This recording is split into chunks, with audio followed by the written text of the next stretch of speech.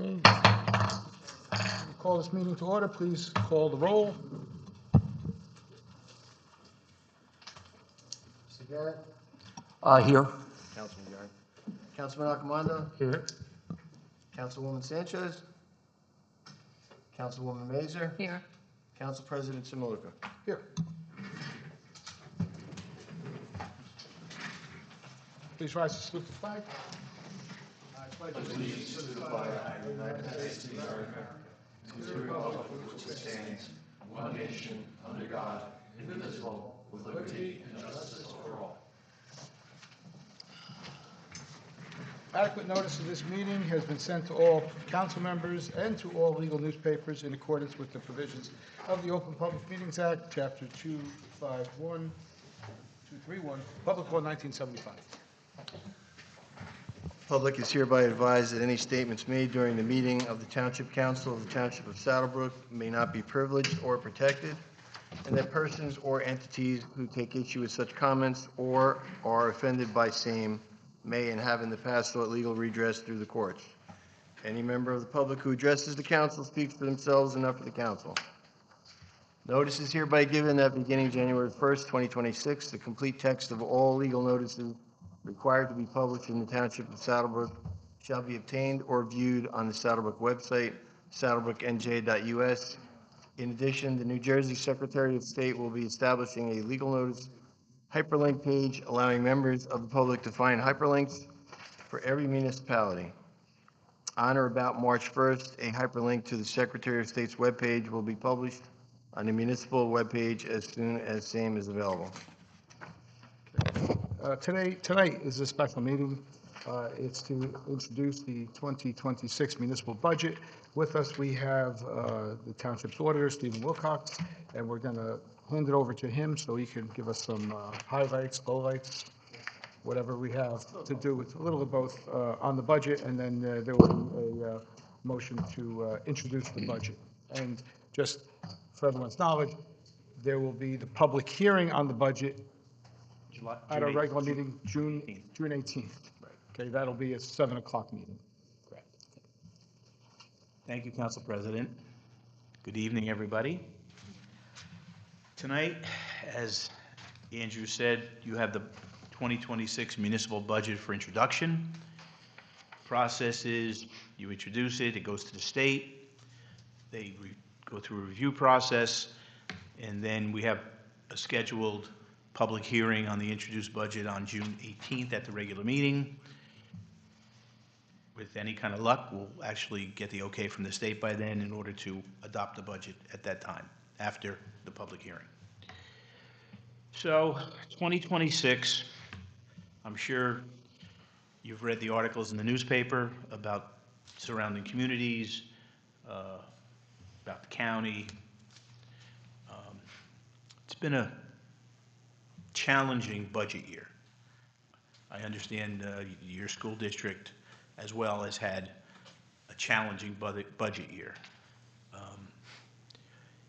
In a sense, we're kind of lucky that the township is not a member of the state health benefits plan. You have private health care, whereas a few years back, people thought that was a detriment. State health benefits premiums went up 35% in 2026, which is a big reason why some surrounding municipalities and school districts are having a bigger issue with their budget and the level of their anticipated tax increase just because of that piece of the puzzle. Here, we have our challenges as well. On the appropriation side, it's a 5.61% increase in appropriations. Now, I say appropriations specifically, not spending, because most of the things that are increasing are things you have no control over. You get a bill, you pay the bill. The biggest driver in this budget is Passaic Valley Sewer. It went up $650,000. But there is a silver lining, which I'll get to. But that $650,000 relates to 34.5% of the total increase in appropriations for 2026. Similarly, pension contributions are 7.5% of the total increase. Other insurances, liability and workers' comp, are 13.3% of that increase. Salaries, which are contractual, are 32.8%. And then everything else, all the things that you control, all the recreation, parks, Board of Health, police department, fire, EMS, that increase is 9.5% of the total increases. It's $181,000 out of almost $1.9 million are the things that you physically can have a decision on whether you provide it or don't provide it. The goal of the budget always is to provide the same or better services every year and not cut any services and not lay people off and do some of the things that some of the surrounding communities and school districts have had to do because of the crisis we're in relative to the economy, healthcare, inflation. So, having said all that, the 1.9 increase in appropriations requires an increase in revenue. The tax piece of that is $1.1 million because we've been able to, in a couple of ways, when I mentioned Passaic Valley Sewer, there's a food company that moved into town a couple of years ago that now has kicked in and is part of that big increase in the Passaic Valley bill. On the other side of that, we direct bill sewer charges to those larger entities. That creates a new revenue in the budget of $400,000, which is a big offset to the $650 increase in the sewer bill. In addition, we sold a piece of property earlier. Last month, I guess we closed the old municipal complex, and we're using $251,000 of those proceeds in this year's budget to help offset some of the enormous increases in appropriations that you have no control over. So when we get all said and done, the municipal tax increase to the average residential assessment, which was $476,319 in 2025, and through the reassessment process is now $500,567 in 2026. That increase for the year, for 12 months, is at $186.97, which is, I'll give you some surrounding town information. Bergenfield, $404. Englewood, $255. Fairlawn, $385. Hackensack, $557. Teaneck, $486. Washington Township, $343. Those are average increases in each of those towns for 2026. That's just municipal taxes? Just municipal taxes, correct. So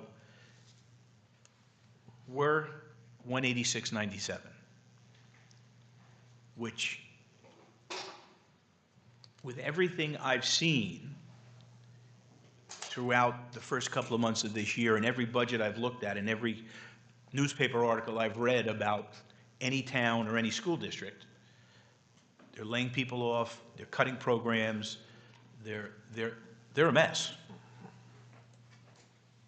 We're in good shape. We have surplus.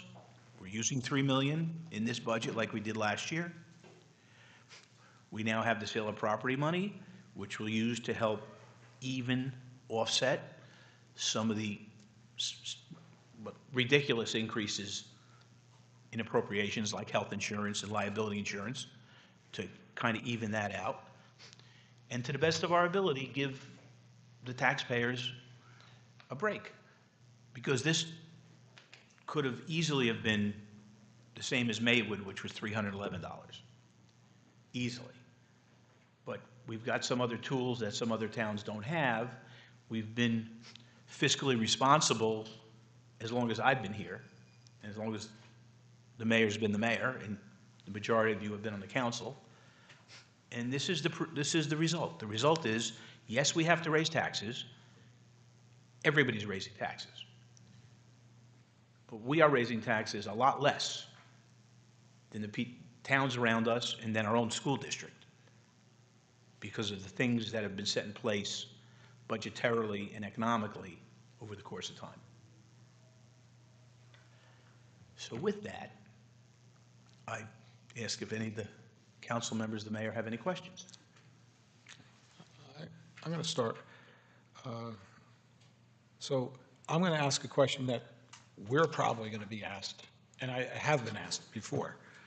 All right, we sold the property, and we said it at the last meeting, it was $1.6 million, plus there were other concessions, including parking and, you know, billboard, moving the monument. There was a bunch of other stuff. But money-wise, it was $1.6 million. Where does that go?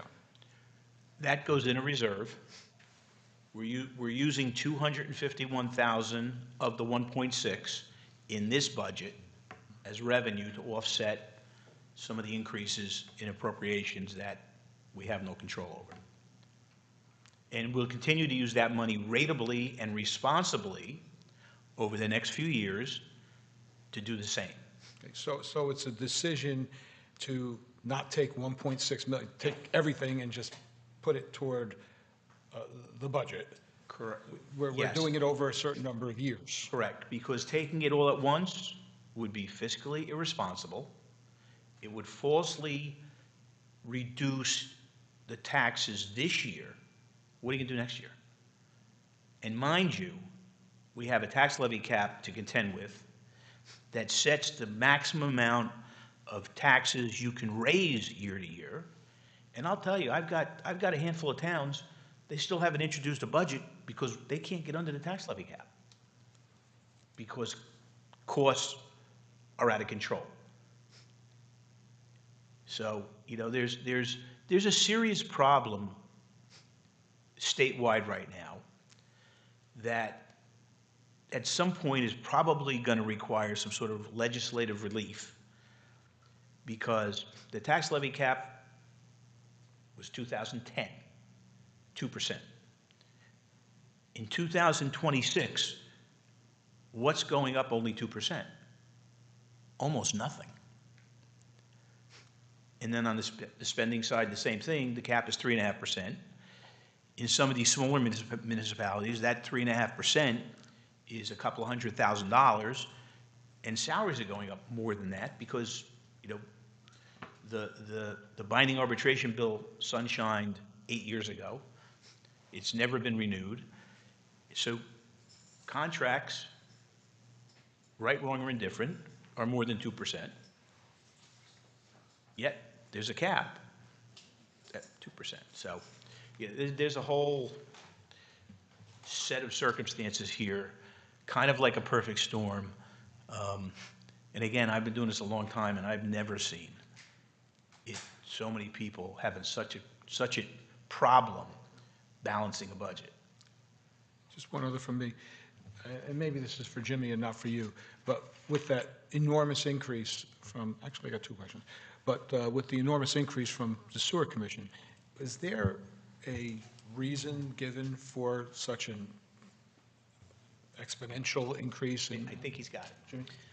Yeah, so one thing to keep in mind that, yes, that's correct. Our increase is 650,000 roughly from year to year. Of that 650, about 330 is strictly just the one entity, which we will be billing them to raise that. So about 300,000, a little over 300,000 increase year to year. That's just, you know, for their cost of business and our consumption, just to keep their operations and continue their operations, capital improvements, salary and wages, health benefits, and so on and so forth. That's really how it's simply computed by their end. Okay, so are we consuming more, or they've got a budget crisis and they've got to raise their funds to fuel their increase in operating costs and salaries and things like that? It's probably a mix of both, but probably more the latter. Yeah, part of it is you have this newer company in town that's a food processing Yeah, food manufacturing. that creates an inordinate amount of sewage. That's a big reason. That's probably $300,000+ of the $650,000 increase. But now we get to direct bill them for their portion of the Passaic Valley bill. So that generated a new revenue in the budget to help offset the cost of the increase. But listen, all the sewer agencies have raised their rates because they have the same issues. Healthcare going up 20 to 30 to 35%, salaries, inflation. Every government, every authority, every business is facing the same challenges. And last for me, you had mentioned about the insurance costs, and the state went up 30-something, state health benefits went up 35%. 35%. Did you calculate, I kind of see it, ours went up a few hundred thousand. Do you know what percentage that comes out to? So ours, it's, we, this year with, through our health benefits consultant, our health broker, negotiated and we redesigned our plan design, which allowed our premium to go down with the same level of benefit, but that included using and reliance more on the difference card. So technically, the premiums did not increase, but the use of the difference card will, but there's no, it's hard to, they have a percentage, it's a complicated formula that I don't have with me in front of me right now, but that's, the premiums technically, if you look strictly at the health premiums, had gone down from year to year. I thought I saw that we're up like $300,000 different. You still have to account for the difference card, so that line includes those items in prescription, which are separate. But you're nowhere near. I mean, entities in state health benefits have seen the premiums go up over 100% the last 4 years. And they've already released information that state health benefits is going to go up in 2027 somewhere between 10 and 20%. That's their best guesstimate. So, you know, again, there's no end in sight with healthcare. Andrew? Mr. Garrick? With your last statement, Steve, some of the residents at home may be thinking to themselves, well, how come the Board of Ed isn't going to a private plan? Could you speak to that at all? Well, it's simple. Nobody will take them. Entities that were able to get out of state health benefits got out and either went to private, went to the Bergen County BMed fund, but you have to get accepted by another company, and depending on your loss rating,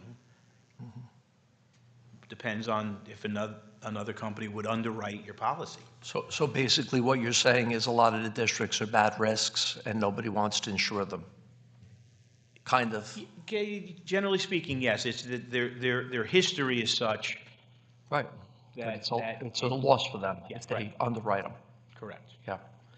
I was just wondering, Steve, could you give us a breakdown in regards to municipal, what percent, Board of Ed, what percent, county, what percent? Do you have those numbers? I don't know if I have that with me. Because I was watching the Board of Ed budget hearing on Monday night, and their health benefits, they're in state health benefits, and they're going up substantially. I guess the percent that you mentioned, about 35%, 35%. Yeah. Okay. Cell phone, calculator.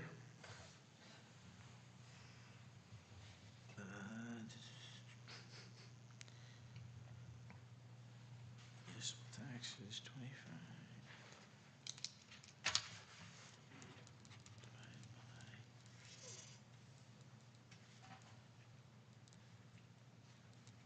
72, 458. The municipal tax levy is 35% of the total. Okay.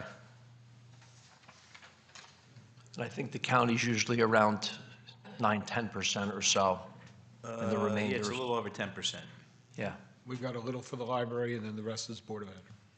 Library is minimal, it's peanuts, and the school board is 39.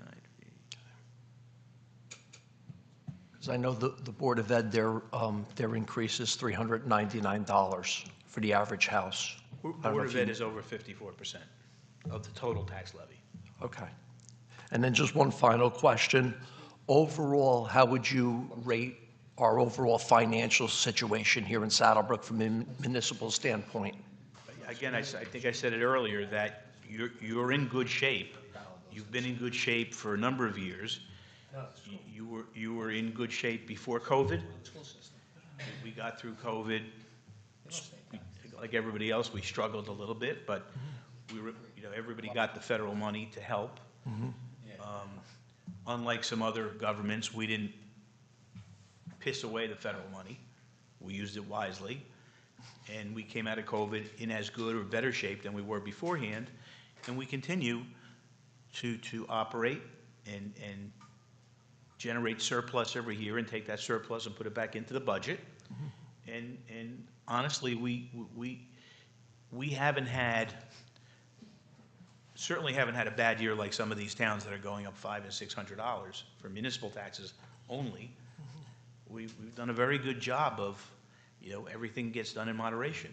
And by the way, that includes where we sit and the money you spent in order to buy and redo and to open up this facility that by every measure was sorely needed in this town. The previous Borough Hall, from the day you moved in, was never big enough. So you've done a lot of great things with managing the tax levy and the amount you charge. I mean, you think about it this way.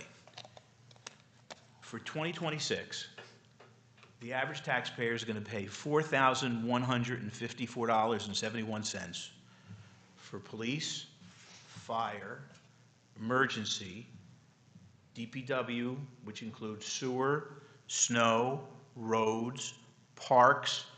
You've got a nice gym next door, a nice court next door. So everything that you provide as a community to the community is less than $4,200 for the year.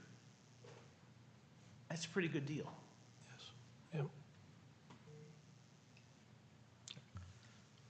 Dave, you good? That's it. I'm good. Thank you, Steve. Through the chair, Yes, sir. the surplus, because a lot of times we get different department heads and, competing for dollars, of course, they're looking for more money. They think that when they hear surplus, and a lot of people do, I understand it, they think, oh, that's extra money we could just use. That we could just grab at any time, that it's there, and it's basically that's what it's there for. It's almost like if we run short, we just go there and take that out of the surplus. Can you explain the importance of surplus and Sure. why, basically, why aren't we taking, we're using 250, why aren't we taking 500, or why aren't we taking the whole thing? Listen, no, we're using 2.6 million. Last year, we used 2,591,000. We're using 2.6 million out of an available 2,765,000. So we use our surplus. We generate it, and then we put it back into the budget. And we've been doing that for as long as we've been here. And if you remember, Mayor, when you and I first got here, the surplus in Saddlebrook was like $200,000. What do we have left after what we use? Altogether, the surplus is $3,164,000. We're using 2.6. So there's about $564,000, most of which you can't use because it's not cash surplus under the definition. We've got some deferred charges, special emergencies that we're are pledged against some of the surplus. So we use most of it, and we've been doing that for years. But doesn't, too, the fact that we need to generate surplus when we look to bond money, the bond rating, doesn't that have an impact? It all has an impact on the bond rating. I mean, we just sold notes, rolled over notes last month. We got rated again by Moody's Investor Services, which is the largest rating agency in the United States. We got the highest rating on the note issue, called a MIG-1. We're an A1 community. We're doing fine, but you can't be broke and then try to go out and sell debt and get close to the best rate there is in the market that day. You know, again, when you were first elected and I first got hired, we had no surplus. We had no money. You had nothing. And you guys have built up millions of dollars over the years, and then you take those millions of dollars and you put it back in the budget to help offset the cost, which is what you're supposed to do. So that's the fiscally responsible thing to do? Correct. What you're saying. I'm going to ask what I think is an obvious question. If we're using $2.5 million out of a $3.1 million surplus, then we put money into the budget to build up the surplus again, right? Doesn't that kind of cancel each other out? Is that just accounting magic, or? Again, to a certain extent, but again, a budget's a plan. You fund it as best you can. There's the reserve for uncollected taxes, which is a hedge against not collecting all your tax money, which you never collect all your tax money every year. And, you know, we're in a pretty good rhythm here. We're able to, last year we used $2,591,000, we generated $2,892,000. So we had a little bit better year than maybe the year before. So you never want to get to the point where you're going to use 2.6 and only regenerate $1 million, because then how do you make up on the revenue side that difference? Do we know what the projected surplus is going to be after this budget is? We haven't done a formal projection, but again, it's pretty systematic. You know, you've got good taxpayers in town, they pay their taxes. We didn't take a hit like other towns did in 2025 in collections. Our delinquent balance for 25 is pretty similar to what it was for 24. So, you know, we're in a pretty good program where we use it, we regenerate it, and we use it again. So you expect it to be around 3 million again? I see no reason why it wouldn't be. I keep reminding Jimmy to watch every penny, so yeah, it'll be there, don't worry about it.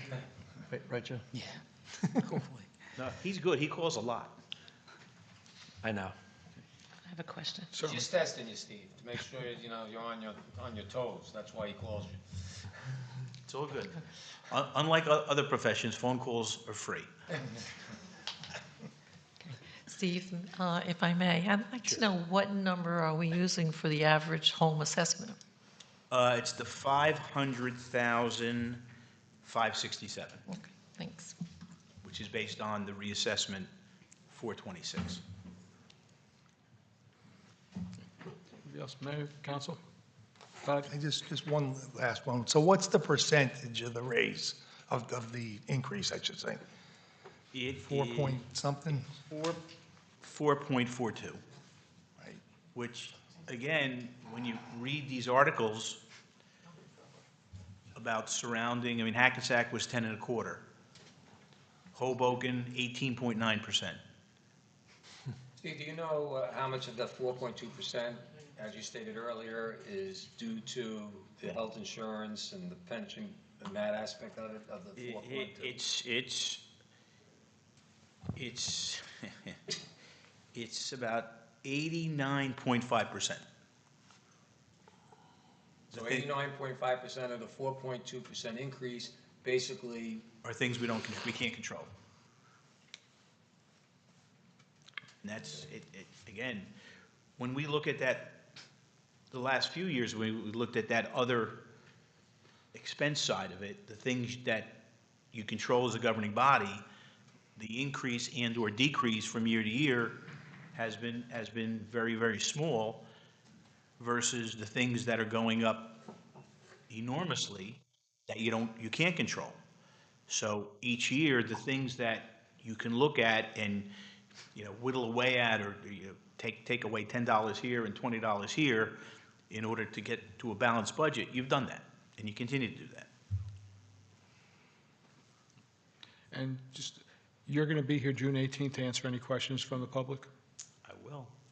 Excellent. Any other questions from council? Through the chair, if you don't mind. Steve, we have a introduction of an ordinance tonight establishing a cap bank. Yes. Do you mind just explaining what that accomplishes and what that does as it relates to budgeting and finance? The cap bank ordinance has been around forever. And what it does, it allows you, the state sets the cap rate October, November of the previous year for the subsequent year. For 2026, they set it at 2%. I'm not sure how they got to that, especially in this economic condition, but it's 2%.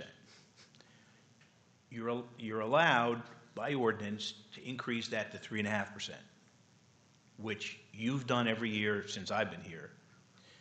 That I venture to say, out of the 566 municipalities and 21 counties in the state, just about everyone, as a matter of course, passes that ordinance, because it just gives you the most financial flexibility that you could have in order to preserve, if there's any bank from previous years, to carry over to the next year's.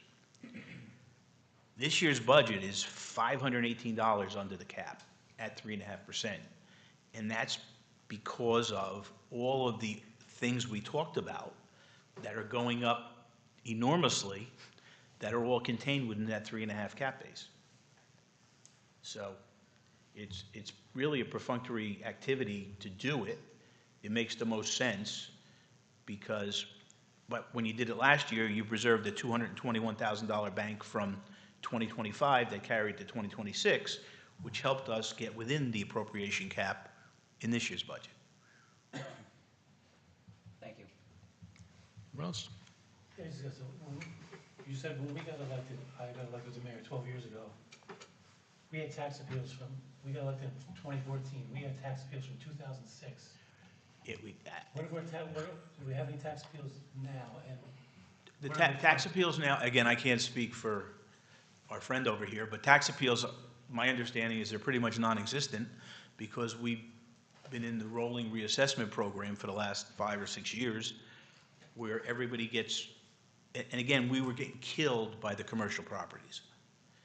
If we had not done, and we had a whole long discussion 5 or 6 years ago about whether we should or shouldn't do the rolling reassessment program, by utilizing that tool and keeping the commercials and industrials at 100%, it pretty much cuts out their ability. They can file an appeal, but it certainly cuts out their ability to get any kind of huge decrease because they're already at market value. Oh yeah, I forgot about that. We had to go to the state and do a refunding bond ordinance, and we had to refund hundreds and hundreds of thousands of dollars. It was 8 years of tax appeals that were never taken care of. Yeah. Well, it's like Montclair Board of Ed. You put it in a drawer, and nobody knows about it. Yeah. Thanks. Do you have a Yankee game to go to? They played this afternoon. Oh, okay. No, 9-2. no, They won 9-2, Anybody right? else? 9-2. Okay, so as you're going to depart, we're going to make a motion to introduce the 2026 municipal budget. Correct. And then there'll be a public hearing on June 18th. Correct. Okay, and there are other resolutions that go along with that. You've laid that out in the letter that you had sent, including the cap bank and the equal opportunity resolution, all those kind of things. Yep. That goes part and parcel with the introduction of the budget. Correct. Okay, thank you for your assistance and your information.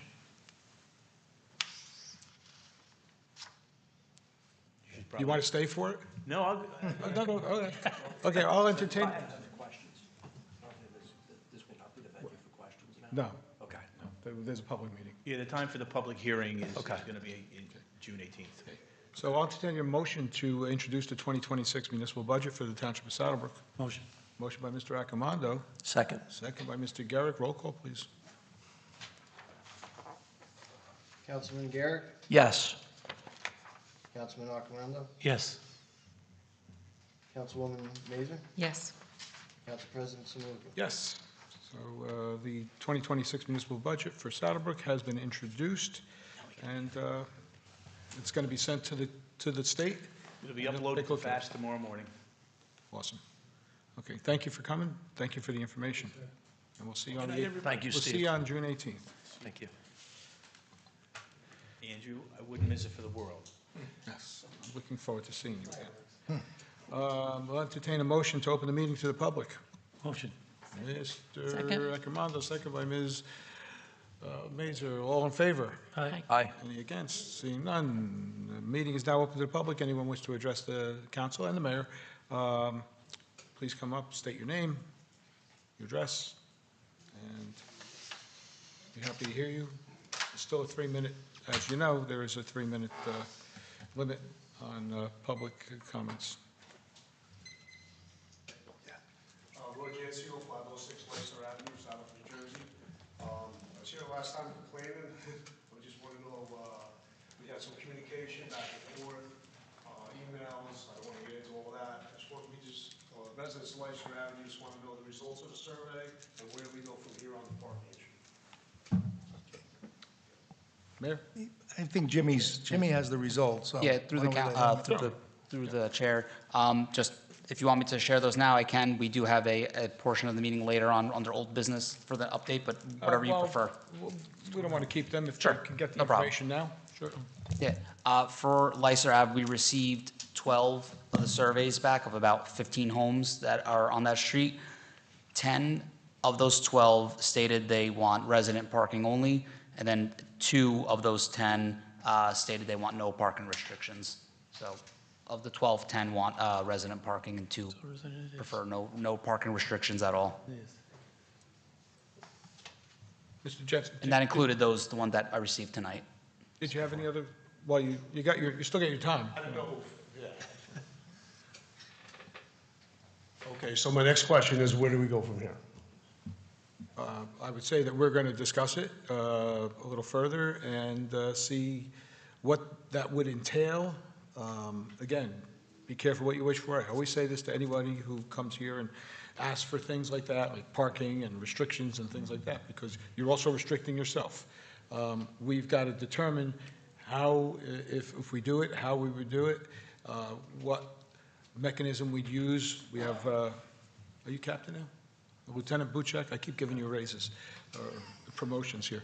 So Lieutenant Buchek is here. I know that there have been some issues in other towns that I know of where somebody has an overnight guest. They go to park. Sometimes they know the overnight guest is going to be there, but sometimes it's a 12 midnight decision to have an overnight guest, and they park on the street, and they get a ticket because there's no resident parking.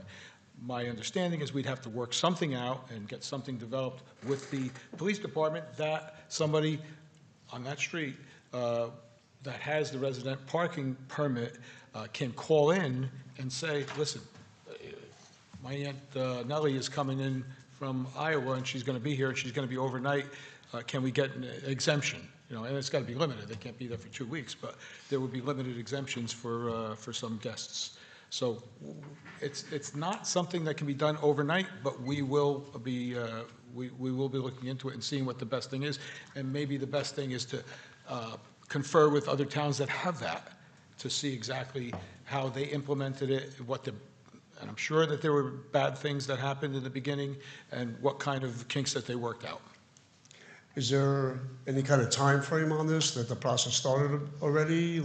Well, 3 months, 2 months? You're here talking about it, we're here talking about it, probably a couple months. I mean, that's just the way government works. Couples too? I mean, A couple months, because, when you'd have to have an introduction and then wait wait You for it to understand go it's a through. process, we're just trying to get a time frame, because I would say it's, couple of months. 2 or Mr. 3 months. Semaluka, it's not good. No, I get it. I get it. Mr. Willie has my cell phone. I see videos, I see pictures. I know you guys are in a bad spot over there, so we're going to do everything we can to help you. Roy, it's mostly bad after 2 o'clock, right? Yeah, because the Because signs. they can't park on the street till 2 Right, o'clock. right. And then there's shifts that come in, and And then then they park. at night, it's still at night. I mean, my daughter's husband died, unfortunately, and we had the grandbaby there, and they slammed the doors, her dogs bark, wakes up the baby, it's not good, you know? I mean, we have been in contact with the business that Mr. Wilcox talked about and Mr. Holmesy talked about, in order to have them voluntarily increase their parking. To me, there's no reason why they can't use the back end of their parking lot that they wanted to park trucks on, that they don't need to park trucks on, to park there. To me, there should be enough room for them to park all their vehicles there. I agree, they shouldn't be on the street. So, 2-3 months? will Couple of probably months. I would say 2-3 months is a fair Okay, estimate. thank you.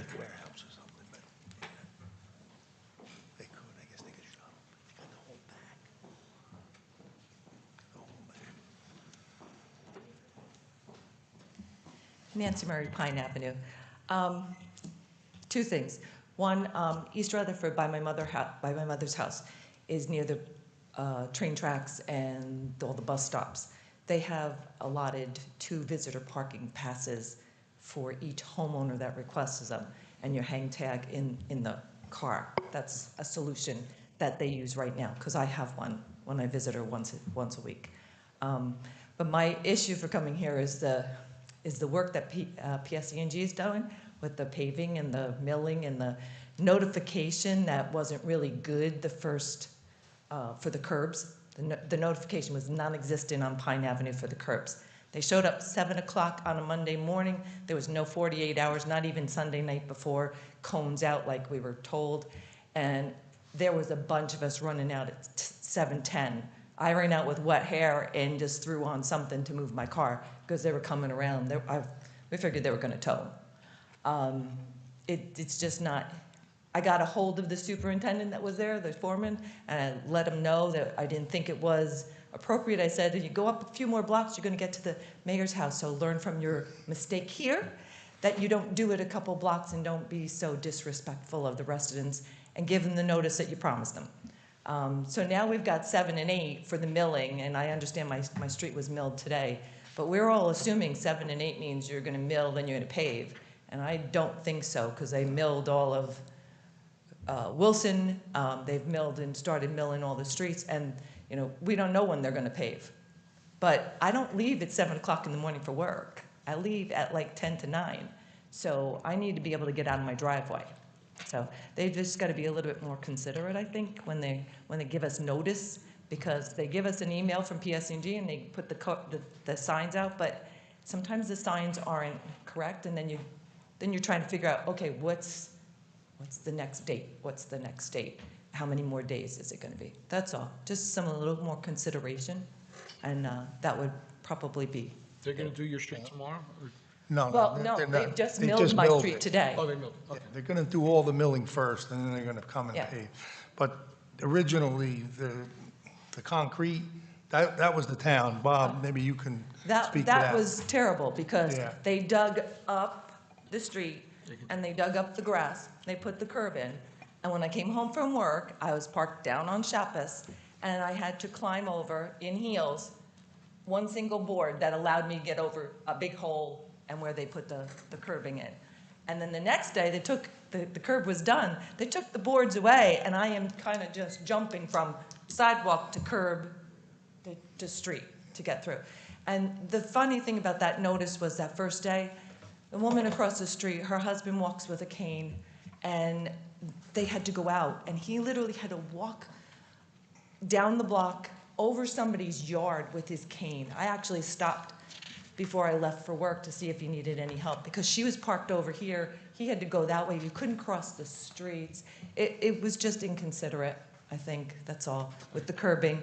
And, We're going to defer a lot of the, all the paving questions and hopefully answers to Mr. Klein. yeah, just, it's just consideration. You know, I do know, because I've been getting notifications, as you said, but public service, I've been getting, I've gotten text messages, I I've got got something emails. on my door, but it did kind of explain what they were doing with the It millage. explained it, but then they put the dates out, and then the dates don't always hold.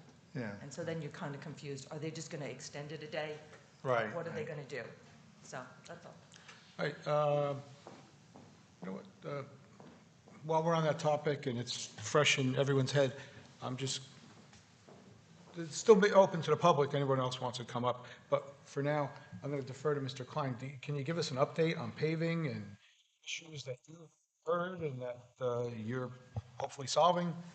So first off, for that issue you described, I passed on to the contractor so that it would be improved when he went to each of the streets, and I didn't hear any complaints after that. So, but they're now finished with their work, so they're finished, gone. As far as PSE&G, they're milling and paving a lot of streets. They did a lot of gas main work. They're milling and paving a lot of streets, which is a good thing because they're paying for it and we are not. Their milling started in that area. Their paving will start at some juncture, I believe next week. I'm not sure where. They have a schedule out there, but they will give out notices again when they're going to pave your street. Sometimes they give you 2 dates because they're not exactly sure how far they'll get with the milling, for example, on one day. They have a pretty good idea how much, but it's not an exact science. So the exact science is not knowing exactly when they're going to be, on this part of the street or that part of the street. So it's a 2-day, that's why they kind of schedule it for 2 days. But paving, this will go on in town pretty much for the whole month of May. It's about a month's worth of paving. And again, they'll give out notices when they're going to pave. But no, they're not paving yet. So if your street's milled, you're fine for now to get in and out, drive as need be, and then you'll get noticed again when they paved, when they are going to pave. Well, I'm sorry, Reese, did you say something? Oh, no. So milling, obviously milling comes before the paving. But we had an issue a couple of years ago with a contractor that milled, and then it took forever to pave, and, I got my house power washed, and then, 2 weeks later, it was like it was in a I sweat factory. remembered that, and I sent out an email to PSE&G, I believe, and their contractor too, to make sure that they sweep and keep the roads cleaned, do dust control if they have to. So this contractor that we're dealing with, I think, is a little better, so hopefully if there's an issue, we'll get cooperation. And if I hear otherwise, or I hear there's issues, we'll reach out to them and get them to correct it. I don't know if there were signs posted by Nancy's street. I know that yesterday or the day before, there were signs on almost every telephone pole on my street saying, emergency, no parking, 7 a.m. to whatever, 7 p.m. For next Monday and Tuesday. So obviously, I'm going to have to move do something in between. I work from home on Monday, so I'm going to have to, do something with the car, but that's for billing. Yes, the first time you're going to get a notice is going to be for milling. The second time you get a notice, that'll be for paving. Okay. So even if it says 2 days the first time for the first notice, it's milling. It may be the first day, it may be the second day. It's not going to be milling and then paving the next day. Okay. All right. Anybody else wishes to address the council? Thomas Van Winkle, where are you? No Tom Van Winkle? Okay. Seeing no one else, sir, would you like to address the council? I didn't know. You're good? Okay, excellent. All right, I'll entertain a motion to close the meeting to the public. Motion. Motion by Second. Mr. Accomando, second by Mr. Garrick. All in favor? Aye. Aye. No, any objections? No. Meeting is now closed to the public, and we'll go with comments. Mayor, you want to start? Yes, thank you. I just want to thank Steve Wilcox for coming tonight and doing a good job with the budget, explaining everything, answering questions. I want to thank all our professionals, Jimmy as well for preparing the budget, helping to prepare it, Vince Bono, our CFO as well. Bob is going to probably bring this up when he speaks, but I just want to talk about the park update. The Mayhill Street tennis courts and pickleball courts are finished. We need the pickleball nets. They ordered the wrong size, so they should be in Monday. That was a little snafu there, but they look great. They really do. They're the color, the blue and the green, it looks very nice. And so the pickleball is a good addition. There'll be 2 new pickleball courts. So we eliminated one of the tennis courts.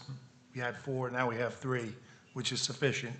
The big thing there was talking to the high school that they have enough courts, because I guess their season is in the fall, so we spoke to them and they were fine with the 3 courts.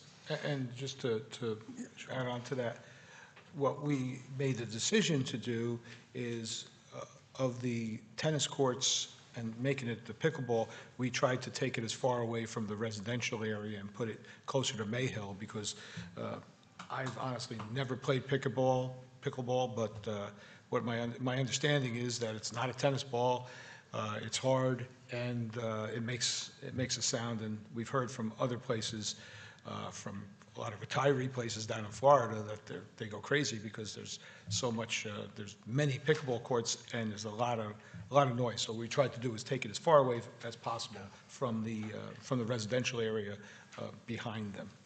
Yeah, that was a good decision to do, because I've already had some people that thank me for that, so. But also, in regard to parks, Kern Street Playground the playground's complete, the ground is done. It looks like there's still a few things that need to get done. I know they poured the concrete walkway up to it, but Bob will go into that. It looks like it's 98% done to me, but I'll let Bob handle that. And also, the Veterans Field, the house that was there has been demoed, it's down, and they're going to start soon on the splash pad. So we're happy about that. The senior lunch program, I just want to give a little update with that. It's really going very well. We're getting quite a few, 3 days a week, Monday, Tuesday, Wednesday. We're getting between 40 and 50 seniors that are coming. Doesn't have to be a senior, but seniors that are coming to eat lunch there. So it's going very well so far. So I want to thank the senior center, Karen Darminio, is doing a great job there as the director, and all the other employees. It's a big change. It's a lot of paperwork. So, but they're doing very well. I just want to mention too. Unfortunately, sometime earlier this week, I think it was on Tuesday, there was a crossing guard that was hit and killed in Woodland Park. So I had the chief put out a Facebook post, an Instagram post, just telling people, telling residents, telling parents, anybody that's driving around in a school zone, please be careful. You know, they do a good job, but it's a dangerous job being a crossing guard. And so please try to be mindful of that, and be courteous and be patient. And I know taking the kids to school, sometimes it's, you know, there's a lot of traffic, especially early in, arrival and dismissal, but please do your best to be safe. So I also want to mention, we have 250th anniversary signs. I'm going to show you. They're lawn signs that the town purchased. We purchased 100 of them. I think we're going to need more. But what we're doing is we're selling them for $10, minimum of $10 cash, and we're going to take the proceeds and we're going to give it to the VFW, half to the VFW and half to the American Legion. They both, could use the funds, especially the VFW with the parade and all. And I ask anybody out there that could, any business person from town that might, that could donate to the parade to write a check to the VFW. They're always, it's a good thing. The town does donate probably quite a bit, half for half the parade. It's really the VFW's parade, but the town, of course, takes part in it. And so I think the signs, we just started selling them Monday. We can get them at the rec center when the rec center is open. But they're already sold, I think, 40 signs, so in 2 days, 3 days. So, but we also, with its 250th anniversary, we have along Market Street, we have a banner. We also have flags. I don't know if you've noticed on all the town buildings. It's a smaller flag that goes underneath on the bottom. It says 250th anniversary. It's a small United States. Like when you walk out, you can see it on the flagpole on the right. But they're really nice, and we've gotten a lot of compliments about that. We want to celebrate. It's a big thing. 250th year is, we should be proud. We'll all be proud to be Americans. And so I also want to mention that the VFW installation dinner is this Saturday. I think most of us are going this Saturday, May the 9th, at the VFW. That's an annual thing where they install their officers. Also, the Memorial Day Parade and ceremonies are Sunday, May the 24th. For us, it's a long day because they start in the morning at 9 at the American Legion at Welcome Road. They have different ceremonies at each location. Then we go to the fire department, then the ambulance corps, then the VFW at 12, and then at 1 o'clock we meet by the Korean War Monument, which is on Fairlawn Parkway. This year we have a monument for Captain McFarland, who passed away. Last year we named that island after him, the circle, we call it McFarland Circle. Now we got an actual monument that's near the sign. So we wanted to put something more permanent there. So at 1 o'clock, we'll do a little ceremony there at the Korean War Monument, and the parade starts at 1:30. A couple other things, Arbor Day, Columbia Bank, I want to thank them. They started this last year for Arbor Day. They donated a tree. This year, we put it at Tricentennial Park. That's the dogwood. That was done on Monday, April the 27th, so thank you to Columbia Bank for that. The Mayor's Youth Group did a cleanup this past Saturday, Earth Day at Tricentennial Park, cleanup and planting. We also planted a Christmas-type tree that we got from the county. I want to mention that Vanderstan Field, opening day, the county did work at Vanderstan Field, which is behind Coolidge School. The high school baseball team plays there, but they turfed the infield and they put grass, natural grass, sod on the whole outfield. It looks really, really nice. So the high school played their first game there. It was a county tournament game, which they won. They're doing fantastic this year. Both the boys baseball and girls softball are doing very well. They got a winning record, and I think this is the first time they made it into that tournament in years. So congratulations to them. I just want to mention, we don't have any of our firefighters here, but International Firefighters Day was May the 4th. So I want to thank all our firefighters, volunteers, who do a great job. The Saddlebrook High School Softball Home Run Derby is Saturday, May the 16th from 11 to 3. Please go out and support them. That's at Smith Field. Also, the Marriott Hotel, believe it or not, is turning, they're having their 60th anniversary. They've been here 60 years. Nick, you probably remember when it went up, right? Remember when we used to go there when the pro football teams used to play? And all the pro football teams used to play. They used to stay at the Marriott because it was close to Yankee Stadium back then. That's where they played. The Giants played. And the Jets. Where did the Jets play? Shea. They played at Shea, you're right. Anyway, we have a sensory-friendly craft night on May the 27th. Our Community Partnership Committee is doing that. That's that evening at, I think, 6 to 8 p.m. here at the Recreation Center.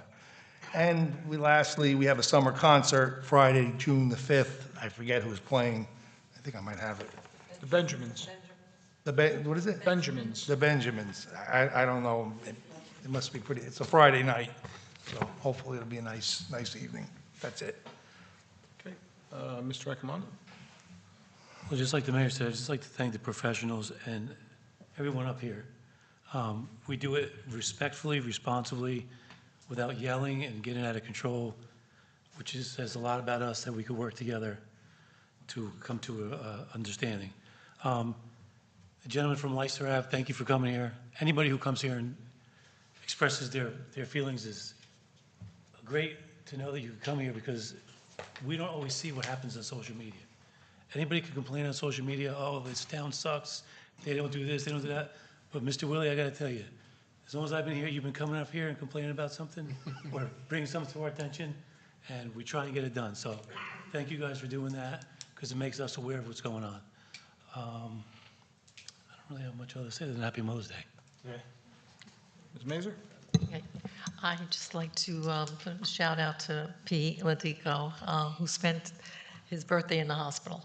Wish him well and speedy recovery, buddy. And also Happy Mother's Day to everybody. This year I have a new title. I'm a great grandma. So Happy Mother's Day to all the moms, grandmothers, stepmoms, And great-grandma. great grandma. And Yeah, dads as mothers. I'm sorry. And, no, I said it wrong. I would say mothers who are fathers. Mother of dragons. Thank you. Mr. Garrick? It's that time of the year, budget season, and we always watch every nickel. We do our best. It's not always easy. We're taxpayers too. We don't want to raise the taxes any more than we need to. So we're doing our best. I want to thank all of our professionals for doing such a good job. I know any increase is not welcomed. I think this could have been a lot worse, and I appreciate what's going on here. The mayor did a great job. Jimmy always does a good job. Also, I just want to mention Pete. We could probably count on one hand how many meetings he's missed in the past 30-plus years. So our thoughts are with him, and we're just hoping for a speedy recovery for Pete. And finally, Happy Mother's Day to all the moms out there. Thank you.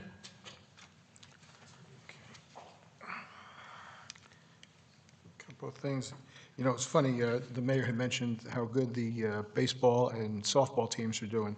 I was with a friend last night, and I said, hey, I just saw something on Facebook about the Saddlebrook baseball team. They played 17 games. What do you think their record is? And he said, 0-17. And I was like, no, they're 13-4 or 14-3, which is amazing. We actually have the coach of the high school baseball team, Garrett Luna, here, and so we thank him for coming, and also condolences on your aunt. It's a very sad story. I'm going to defer to Jimmy Holmesy. We talked about the quiet train, the quiet zone, things like that, about the train. An individual who lives Chelsea, by Chelsea, and it kind of backs up to the train tracks over there. And he had indicated that there's some regulations that you can look at. I mean, it's a book that thick about federal regulations on that. But you did speak to him, and I just wanted to let him know that you know, we didn't ignore him. I think you spoke to him and spoke to somebody else in government that kind of can guide us where, if anywhere, we can go and see if we can do anything. Yeah, looking into the quiet zone process, it is, as you mentioned, very complex, very thorough. It can require engineering and construction. Not sure who that responsibility falls on, or if it's something done in conjunction with the transit system. That is something, again, we're at the kind of early stages of looking into, but I'm going to be working with the police department to assist with their contacts there to begin that process to better understand step by step what that entails. Thank you. The mayor had mentioned Tricentennial Park, and thank you to Columbia Bank for helping out. There are park benches, there are slabs there that have not been filled with park benches, and I believe it's $500 if you want to donate, $500, and you can have a bench dedicated, or in your own name, or dedicated to somebody. Mayor had mentioned about the crossing guard in Woodland Park. My understanding is that she actually pushed children out of danger and was struck and killed, and she was an elderly lady, as a lot of crossing guards are mostly retired folk. But every year we go down to the League of Municipalities and we have a seminar basically by our JIF, the Joint Insurance Fund, and every year they say the same thing. The #1 most dangerous job in government is a crossing guard. And again, a lot of them are elderly.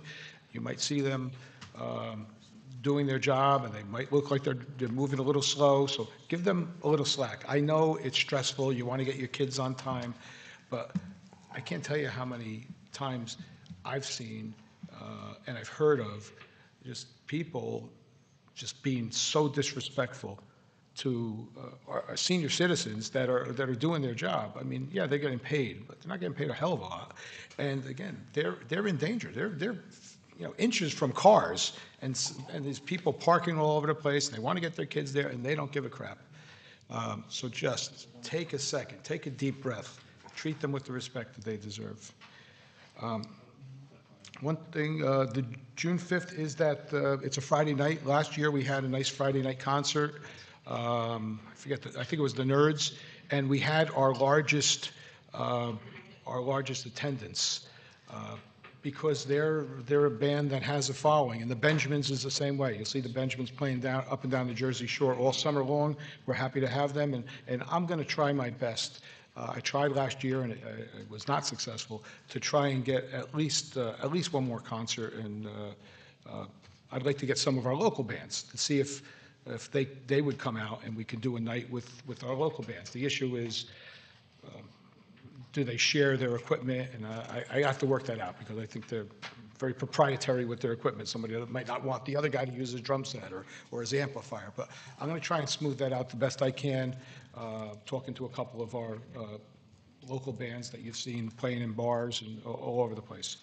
One thing that the mayor didn't mention, I'm sure that just slipped, was next Friday, a week from this Friday, a week from tomorrow, on May 15th at 12 noon, we'll have the police memorial service at the police station. Usually it's at Town Hall, which is leveled, but we got the contractor that has purchased that property to move the police memorial over to the police station, where I thought it always belonged, and we'll be doing it there at 12 noon, right? Yes. Okay. And then the lunch afterwards, too, with the VFW. Refreshments at the post afterwards, right?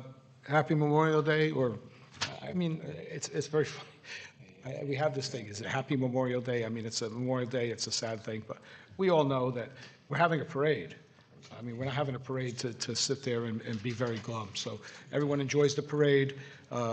So it's the unofficial start of summer, but the main thing is we have to remember who that parade is for. It's for the people that have served and have lost their lives in service.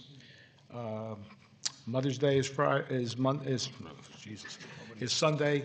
For those who still have their moms, love them to death, and for those who lost their moms, just please remember them on that day. Thank you very much, and I think we're going to go into ordinances. First reading on ordinance 1803-26. Have a nice night.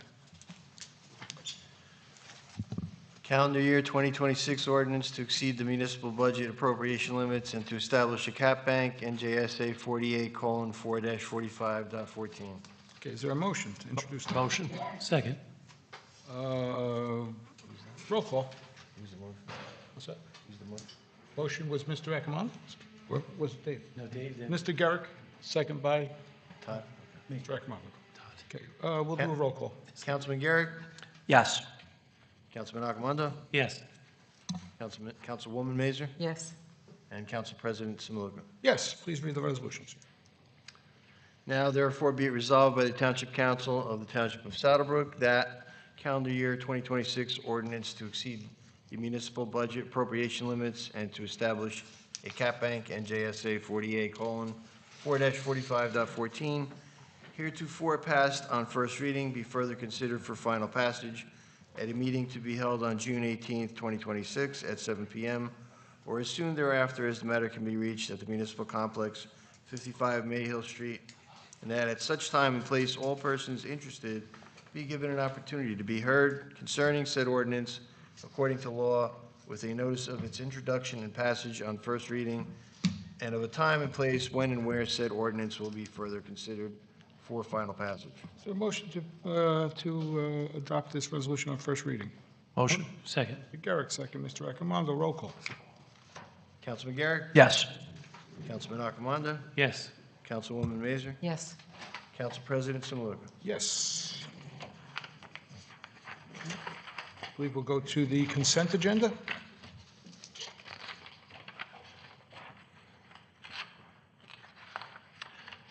All items listed with an asterisk are considered routine and non-controversial by the Township Council and will be approved by one motion. There will be no separate discussion on these items unless a council member so requests it, in which case the item will be removed from the consent agenda and considered in its normal sequence on the agenda. The one motion signifies adoption of all resolutions, receive and file letters, correspondence, reports, and approval of minutes and applications. Is there a motion on the consent agenda? Motion. Ms. Mazer? Second. Second, Mr. Garrick, roll call. Councilman Garrick? Yes. Councilman Akamondo? Yes. Councilwoman Mazer? Yes. Council President Simulka. Yes, old business, we talked about Leicester Avenue. Is there any other old business that we'd like to go over at this point? We're at the old business portion of the, No, I think we're, we covered it. I think We we covered it covered during comments. right. We covered definitely Leicester Avenue. We're going to be talking about that and seeing maybe what we can do is, Jimmy, I'm going to throw that in your lap. If we could just see what other towns that have resident parking have done, what kind of stickers or nowadays everything is digital. You got to give your license plates. Again, it may infringe on your freedom because you're giving a lot of information to to a government agency, but again, that's something that we're going to work on. New business. Just through the chair with the Yes, sir. parking permits. Yep. I grew up in Lodi, so as you did, but I think by the time you left, the parking passes were gone. What's that? When I started, there were no cars. They were just inventing cars. So what we did is we had to have a sticker on primary cars for their household. And if somebody was staying overnight, you just called in and gave the license plate number, and it was good for usually 2 days. Anything after 2 days, you had to call back. I do. I actually was there when they started that, and I know that there were some people, just like I said, there were some, let's put it, playboys that had frequent overnight guests, a variety of overnight guests, and they just didn't want to tell the police who was sleeping over. And it caused a little bit of a problem, but they solved it. Yeah, but the only problem with the parking passes for non-residents is it's an additional cost at the town, opposed to just calling up police department and saying, listen, this is my address, this is my tag number, to be staying overnight. Right. I would think that, Inconvenience to you guys, but it's a lot less cost than to making Right. 50, 60, 100 more tags, whatever the cost Tags is. or decals or something. yeah, I would just think that the way it's going to work is if there's 2 people who live there, you're going to get 2. If there's, 5 people that drive and you got 5 cars, you're going to get 5. And then, like you said, maybe we can do a call-in just so when they go down that road. And I know, listen, it's a small street. I don't expect there to be a lot of action over there. But they can call in and say, it's, XYZ 123, that's going to be an overnight guest. We're there for a day or 2. Or honestly, just take your car to the driveway and let your guests use the driveway. There's ways to do it the right way. Through the chair, if you don't mind. Yes, sir, Mr. Holmes. Thank you. If you want, I could meet with some of the PD representatives and come up with maybe a couple recommendations for the council consideration. Sure. General Buchek, maybe. Yeah. Under new business, I saw, are we sending someone to the county on Monday for the allocation application? Yes, yeah, we had the meeting, it was a Zoom meeting. It happened already? Yeah, it 'Cause happened. I thought it was. No, not for the 15th. allocation, just to vote for the officers. Okay.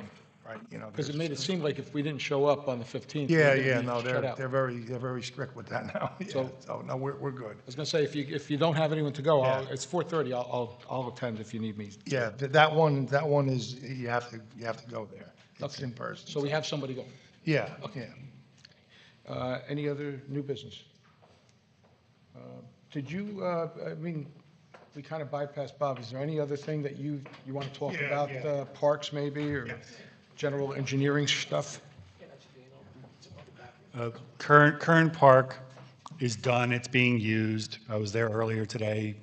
There were little children using it and parents sitting on the benches, which have been returned and bolted down. I just asked the contractor to do a little bit of topsoiling on the, along the walkway, but it's available, able to be used. Nothing to add with the pickleball courts.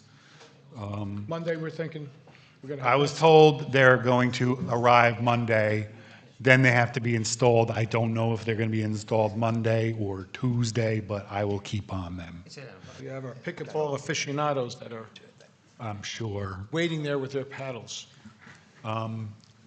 With the spray park, as was mentioned, the house is down, the contractor is out there starting his form work, he's going to be doing the plumbing work. He gave me a schedule. I would expect that around the end of school year is looking like when, more realistic when it's going to be done. Which is fine, that's when the kiddies come out and they'll want to use it. And then the last one that'll come out will be the basketball court on Fifth Street. We submitted a grant request to have that playground replaced as well on Fifth Street. This is Fifth Street, the Fifth Street Park. Okay. There'll be a basketball court there constructed, and then the playground that's there now, we put in a grant request to have it replaced. And that's it. What was I going to say? Yeah, I was going to ask you about Fifth Street. There's going to be parking, a couple of parking spaces in there? How's that? Yes. Yeah. So it's going to be 5. partially paved, and then, There'll be an entrance, it'll be paved up to about 5 parking spots, and then the basketball court. I'm going to bring it up now, since we're kind of in new business. Mayor and everybody, are we utilizing that trailer that used to be fire and recreation? That's when you go in Veterans Field, the parking lot, like when you walk in? Yeah, it's being used, but it's mostly storage, and some of the different sports use it, the Because commissioners. My thought is, especially when you're going to, well, there's always a need for parking, and we may have an issue with Norisan, who knows. Is there a way that we can think about and maybe put our heads together and see if we take that out, how many more spaces we can get in that lot? If we've got plenty of storage room here, and see if we can maybe, or reconfigure it so this way it's not in that area, maybe get 10 more parking spaces out of Yeah, it. I we don't could know. get a few more. So maybe we can talk to Andy in Recreation and Jimmy and Bob and see if it's worth it to do it. If it's not really serving that much of a purpose, it may be time to get rid of it. It is old and dumpy looking too. Anything else under new business? Anybody else? Sorry, I apologize through the chair. There is one, You know what, we may have a new feature here, and that is the business administrator like telling what's going on in your professional life over BA here. report? No, like a BA report. Maybe we'll do that. It's all Saddlebrook. Huh? It's all No, Saddlebrook. no, obviously, it's all Saddlebrook. But anything that's coming up that we haven't talked about that you know of because you're the BA and you're like the guy, you're the contact person? I'll stew on that for the next moment or two, but there is one item of old business that I'm going to refer to Mr. Satino to give an update on a legal matter that has recently been resolved. Yes, so I guess over a year ago, a complaint was filed.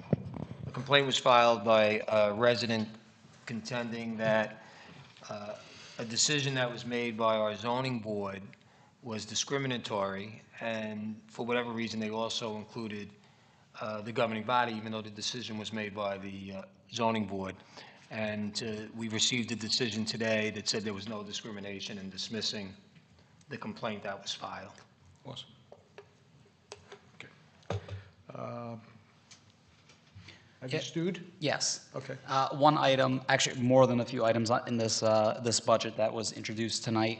One item that it will actually be in the capital budget, but that one item that it's been kind of years in the making that we're proud to have installed, and it's not really much of a forward-facing product, but it's really the lifeline of our financial system is our financial actual software product that we use to implement taxes, keep track, and issue taxes and bills and water bills and all that.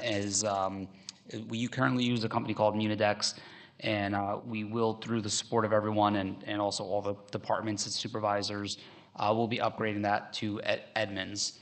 For many different reasons, this will provide us the best efficient and effective services and product in the market that 90+ of the communities in New Jersey use. This will bring us up to to current standards, current technology, so it will help the staff, it will help the residents, and we're excited to implement that. That will begin, the transition takes about a year. We're a few months into that transition, so it'll be some point in early to mid 2027, but I'm excited that that's free up their time. They're actually very excited. Usually employees aren't always open to change, and especially a software system. They're very open and excited for this change, which will come early next year. Financially, I mean, does it cost a lot more? It's just really just the upfront costs, but year to year, it's comparable in terms of cost, but in terms of functionality and providing a better, more efficiency and to the staff, it will save them a ton of time, and it will be better for, it's a lot more reliable and robust. Time is money, we all know. Yes. Right? And for the residents as well.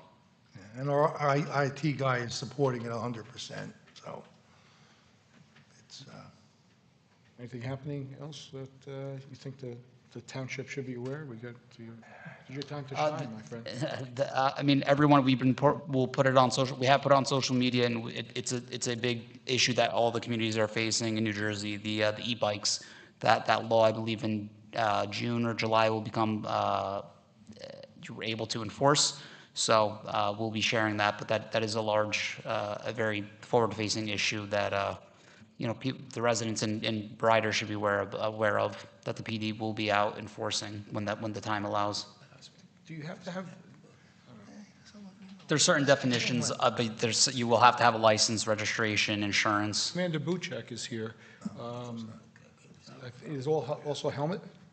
Is there a I helmet? think some will require, I don't know about all of them, but some will, because there's different definitions of depending on the speed and so on and so forth, but some will require, I believe.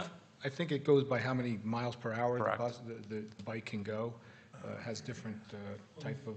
Just to share, get on a I guess, maybe. on a training bike, has to wear a helmet, why shouldn't somebody on a scooter that goes a lot faster than a training does? I don't disagree with you, but are people in the legislature who enacted it, if it's in there, then it's in there. If they, but I believe that they do have to wear it.